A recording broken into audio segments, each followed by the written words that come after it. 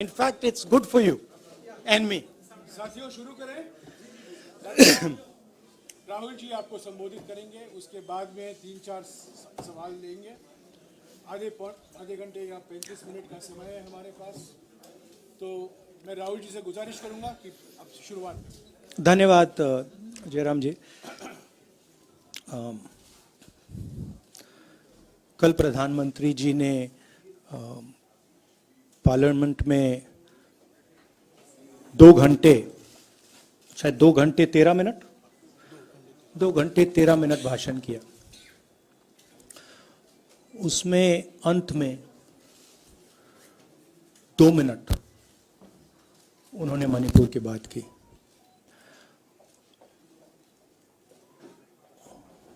मणिपुर में महीनों से आग लगी हुई है, लोग मारे जा रहे हैं, बलात्कार हो रहा है, बच्चों को मारा जा रहा है। और अगर आपने देखा होगा कल, तो प्रधानमंत्री हंस हंस के बोल रहे थे, मुस्कुरा रहे थे, जोक्स क्रैक कर रहे थे, हंस रहे थे। ये उनको शोभा नहीं देता है। हिंदुस्तान का प्रधानमंत्री, अगर इस देश में हिंसा हो रही है, दर्द हो रहा है, हिंदुस्तान के प्रधानमंत्री को 2 घंटे मजाक नहीं उड़ाना चाहिए। विषय कांग्रेस नहीं था, विषय मैं नहीं था, विषय मणिपुर है। मणिपुर में क्या हो रहा है और उसको एकदम क्यों नहीं रोका जा रहा है, ये विषय है। मैं आपको अपना एक्सपीरियंस देता हूं, जो मैंने शायद अभी तक बोला नहीं, शायद पहले बोल देना था। मैं अब तकरीबन 19 साल से राजनीति में हूं और मैं हर स्टेट में गया हूं। बाढ़ आए, तूफान आए, सुनामी आई थी, हिंसा होती है, हम जाते हैं। 19 साल के एक्सपीरियंस में जो मैंने मणिपुर में देखा और सुना, वो मैंने कभी पहले नहीं सुना था। मैंने पार्लियामेंट में बोला कि प्रधानमंत्री जी ने, अमित शाह जी ने भारत माता की हत्या की है, मणिपुर में भारत को खत्म कर दिया है। मैंने ऐसे नहीं बोला था, ये खोखले शब्द नहीं है। मैं आपको समझाता हूं मैंने ये बात बोली क्यों। जब हम मणिपुर पहुंचे, हम लैंड किए, हमें मणिपुर में दौरा करना था। जब हम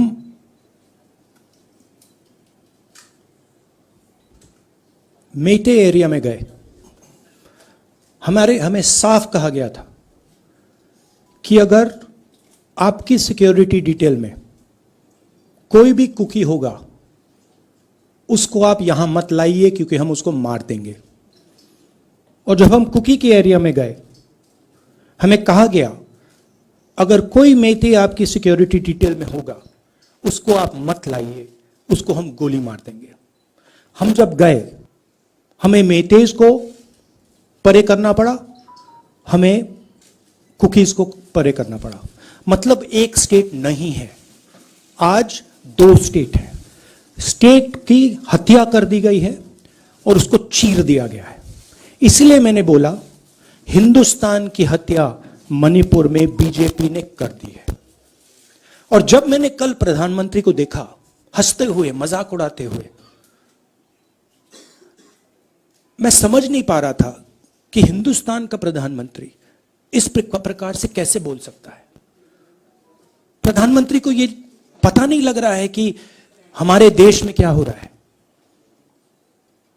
छोड़िए, नहीं जाना चाहते हैं, उसके भी कारण है, शायद मैं बता नहीं सकता हूं आपको, उसके कारण है। मगर अगर जा नहीं सकते हैं तो मणिपुर के बारे में बोले तो। हिंदुस्तान की आर्मी, आप सब जानते हो, सेना को आप जानते हो, जो मणिपुर में हो रहा है, हिंदुस्तान की सेना उसको 2 दिन में रोक सकती है, 3 दिन नहीं लगेंगे। अगर हिंदुस्तान की आर्मी को कहा गया कि यह तमाशा बंद करो, 2 दिन में यह तमाशा ड्रामा बंद हो जाएगा। प्रधानमंत्री मणिपुर को जलाना चाहते हैं, आग बुझाना नहीं चाहते हैं। यह है सच्चाई। अब आप अपने सवाल पूछिए। Would you like me to say it in English? I watched the Prime Minister of India yesterday speaking for 2 hours, laughing, joking, लगाing naras in the parliament. The Prime Minister would say one line and the entire BJP would shout another nara. You know, the Prime Minister seems to have forgotten that the state of Manipur is on fire and has been on fire for 4 months. Women and children are dying over there. People are being murdered. Women are being molested, are being raped. And the Prime Minister of India is sitting in the middle of the parliament, shamelessly laughing. This is not about Rahul Gandhi. This is not about the Congress party. This is not about the opposition. This is about India. It's about our country. A state has been decimated. It has been destroyed. It does not exist anymore. And it has happened because of the politics of the BJP. Divide and rule and burn. That is why in my speech I said, Bharat Mata has been murdered in Manipur. It's very interesting. For the first time, the words Bharat Mata have been expunged from the parliament. It's an insult to those words. Whatever I said that is wrong. I have said Bharat Mata, which is an idea, which is the idea of India, where everybody lives peacefully, harmoniously, with affection, has been killed in Manipur. It's a fact. So, the word itself now cannot be spoken by the people of India. We cannot say Bharat Mata in parliament.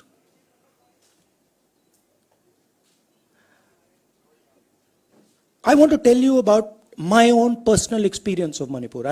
I've spoken to you about, I spoke in parliament about the women I met, the pain I heard, but I want to tell you why I said India has been murdered in Manipur.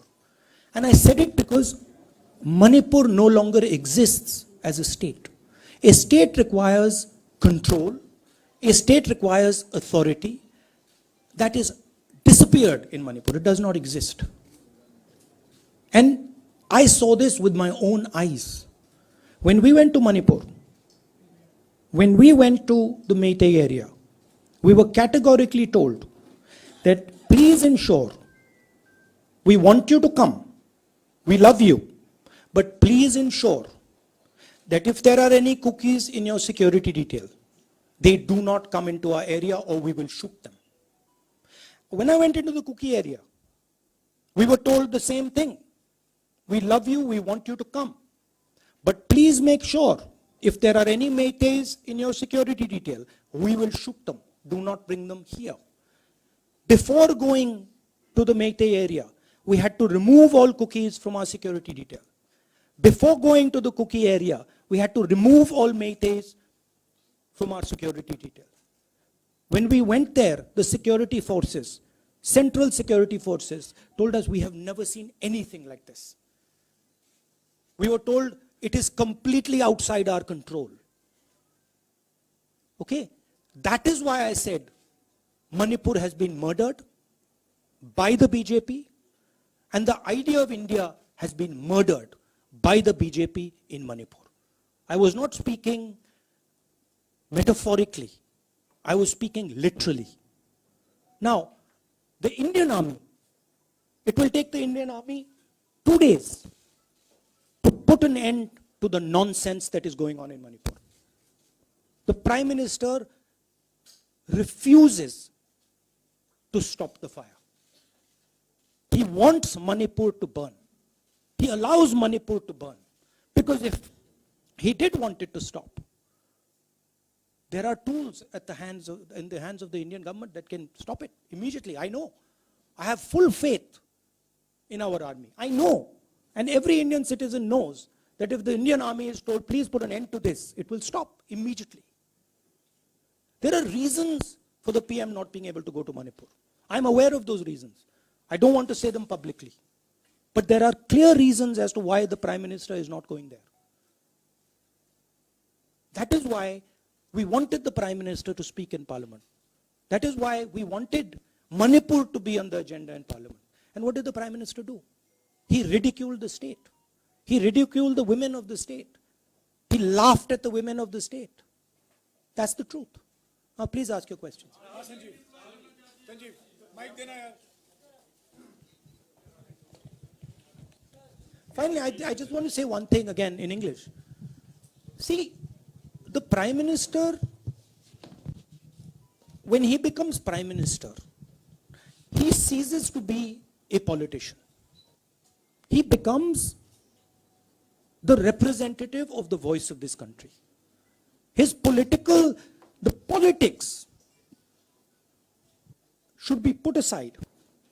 And the Prime Minister should speak not as a petty politician, as the leader of a political party, but the Prime Minister should speak with the weight of the Indian people behind him. And it's tragic to watch Mr. Narendra Modi. It's sad because the Prime Minister does not understand what he actually is. He is our representative. He's my representative. He's all our representative. And watching the Prime Minister spend 2 hours talking about the Congress, talking about the opposition, making ridiculous remarks about the name.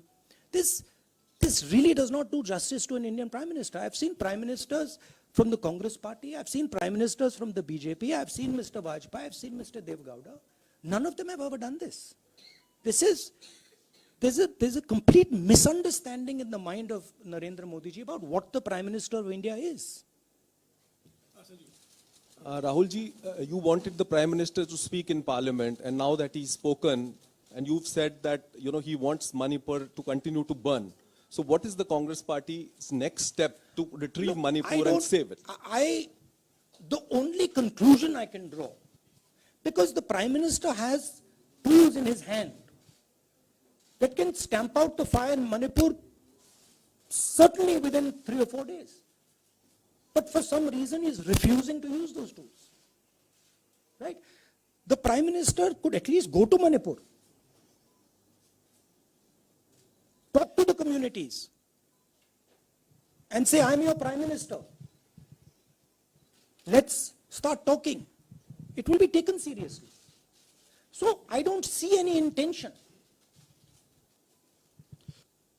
Rahul ji कल ये भी प्रधानमंत्री ने अपने भाषण में कहा कि 2018 में ये लेके आए थे, 2023 में विश्वास प्रस्ताव लेके आए और 2023 में भी लाएंगे. तो एक तरीके से उन्होंने साफ तौर पर ये कह दिया कि मैं तो हमारी सरकार अगली बार भी बन रही है. एक पॉलिटिकल बात भी उन्होंने कही. तो आप उनके पूरे भाषण को आप ये कह रहे हैं कि पॉलिटिकल भाषण ज्यादा था, मणिपुर पे बात बहुत कम थी. तो इसको कैसे देखते हैं? नहीं, भाषण हिंदुस्तान के बारे में नहीं था. भाषण नरेंद्र मोदी जी के बारे में था. वो अपनी राय, अपनी राजनीति, अपने एम्बिशंस वो आपको दे रहे थे. सवाल ये नहीं है कि नरेंद्र मोदी जी 24 में प्रधानमंत्री बनेंगे या नहीं. सवाल ये है कि मणिपुर जल रहा है, महिलाओं का बलात्कार हो रहा है, लोग मारे जा रहे हैं. सवाल ये है कि अगर ये प्रधानमंत्री कहना चाहते हैं तो ये पब्लिक मीटिंग में कहें. मजाक बनाना चाहते हैं तो जब मणिपुर नहीं चल रहा है तो करें. बट प्रधानमंत्री को ये समझ आनी चाहिए, बात समझ आनी चाहिए कि पार्लियामेंट में जो चर्चा हो रही थी वो उनके बारे में नहीं थी, वो मणिपुर के बारे में थी. सर नमस्कार. कल प्रधानमंत्री ने बार बार कांग्रेस का नाम लिया और ये आरोप लगाया कि नॉर्थ ईस्ट और मणिपुर की सारी समस्याओं के लिए कांग्रेस जिम्मेदार. आप क्या जवाब देंगे? नहीं, अभी मैंने बोला ना, वही तो जवाब है. मुझे प्रधानमंत्री को जवाब देने की जरूरत नहीं है. मैं सिर्फ ये कह रहा हूं कि एक स्टेट की हत्या की गई है. भारत माता की हत्या कर दी गई है मणिपुर में. भारत माता की हत्या मणिपुर में कर दी गई और प्रधानमंत्री लोकसभा में मजाक उड़ा रहे हैं, हंस रहे हैं, नारे लगवा रहे हैं. मुझे क्या जवाब देने की जरूरत है? हाँ मौसमी, राहुल विलास एक मिनट मोहित, ऑर्डर से please. Mr. Gandhi, you waxed eloquent. Rahul, आपने बोला कि प्रधानमंत्री ने बोला सदन में कि गृह मंत्री अमित शाह ने विस्तार से जवाब दे दिया। अमित शाह साहब ये कहते हैं कि मणिपुर के सीएम को हटाने की जरूरत इसलिए नहीं है क्योंकि उन्होंने हमारी पूरी बात सुनी और वो कभी भी कोई हमने डीजीपी चेंज किया, डीजीपी चेंज कर दिया, उन्होंने जो भी प्रशासनिक व्यवस्था हम चेंज करना चाहते थे, इसलिए मणिपुर सीएम को हटाने की मणिपुर कोई सीएम, जरूरत नहीं। जब मैं मणिपुर गया, मणिपुर सीएम ने जो मणिपुर में हजारों वेपन्स जो लूटे गए, वो मणिपुर सीएम के नीचे ही हुआ। तो क्या अमित शाह चाहते थे कि ये हजारों वेपन्स लूटे जाएं?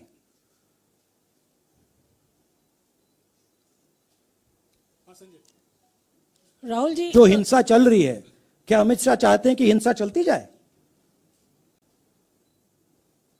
चीफ मिनिस्टर उसको रोक नहीं पा रहा है। अमित शाह जी कह रहे हैं कि भैया वो हमारी बात मान रहा है, तो क्या आप चाहते हैं कि मणिपुर चलता जाए? राहुल जी, एक संसद में एक नया ट्रेंड दिखाई दे रहा है कि कई सेशन से ऑपोजिशन के एमपीज या तो सस्पेंड हो रहे हैं या डिस्क्वालीफाई हो रहे हैं, या एक सेशन से ज़्यादा ये ऑपोजिशन के एमपीज का जो प्रिविलेज मोशन या प्रिविलेज रूल्स के तहत जो डिस्क्वालिफिकेशन हो रहा है या सस्पेंशन हो रहा है, इसका जो ट्रेंड बढ़ रहा है, इसको आप लोग कैसे एड्रेस करेंगे? आप देखिए, एमपीज को निकालें, वापस डालें, हमारा काम बदलता नहीं है। हमारा लक्ष्य जो मणिपुर में हो रहा है उसको रुकवाने का है। जो भी औजार हमारे हाथों में है, उस हिंसा को रुकवाने के लिए उनका हम प्रयोग कर रहे हैं और करेंगे।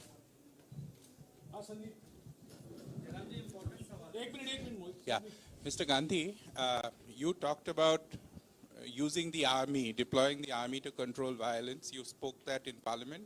You've repeated here.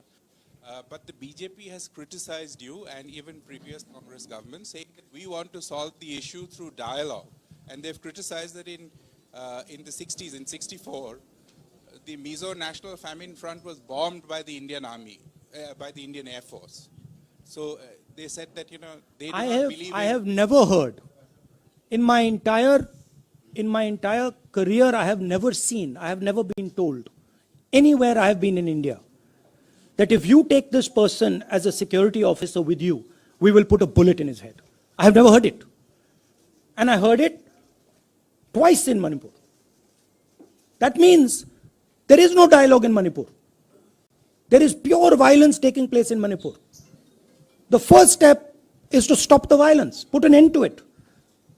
I point out the army, but what I mean is that the Prime Minister has multiple instruments in his hands. He's not using them. It's been burning for 4 months. He's doing nothing and he's laughing. I'm amazed people can't see this. That he's sitting in Parliament and laughing. Jairam ji, Last question. Jairam जी, मोहित दुबे हूँ news nation से। आपने 37 minute का भाषण जयराम जी, राहुल जी नहीं मतलब आप मुझसे जयराम कर रहे हैं या उनसे? जयराम कर रहे हैं आपसे। राहुल जी, आपने जय सिया राम। राहुल जी, आपने 37 मिनट का भाषण लोकसभा के भीतर दिया और 37 मिनट में सिर्फ आपको करीब 14 मिनट ही दिखाया गया, बाकी आपके चेहरे पे कैमरा नहीं था और आप मणिपुर गए, मैक्सिमम टाइम आपने मणिपुर के ऊपर बोला। इस परंपरा को आप किस तरीके से देखते हैं? पता नहीं, शायद कॉन्ट्रडिक्शन है। शायद पीएम मेरा चेहरा टीवी पे नहीं देखना चाहते, मगर फिर पीएम मेरी वीडियो के बारे में बात करते हैं। तो पता नहीं क्या है, बट मुझे लगता है शायद उनको मेरा चेहरा टीवी पे देखना अच्छा नहीं लगता। कोई प्रॉब्लम नहीं है। जो मैंने बोलना था, देखिए मुझे अपना काम करना है। मैं जानता हूं कि मीडिया पे कंट्रोल है, लोकसभा राज्यसभा टीवी पर कंट्रोल है, वो उसके बारे में मैं कुछ ज़्यादा नहीं कर सकता हूं। मगर मुझे अपना काम करना है, मैं अपने काम को करता हूं। जहां भी भारत माता पर आक्रमण होगा वहां मैं आपको खड़ा मिलूंगा, भारत माता की रक्षा करते हुए मिलूंगा।